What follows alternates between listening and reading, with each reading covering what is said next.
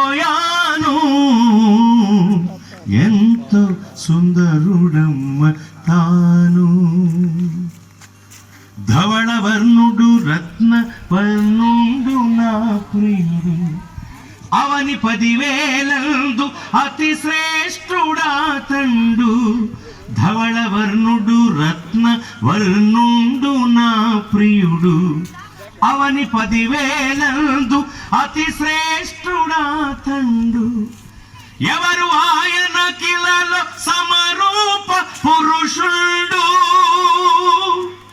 ఎవరు ఆయన కిలలో సమరూప పురుషుండు.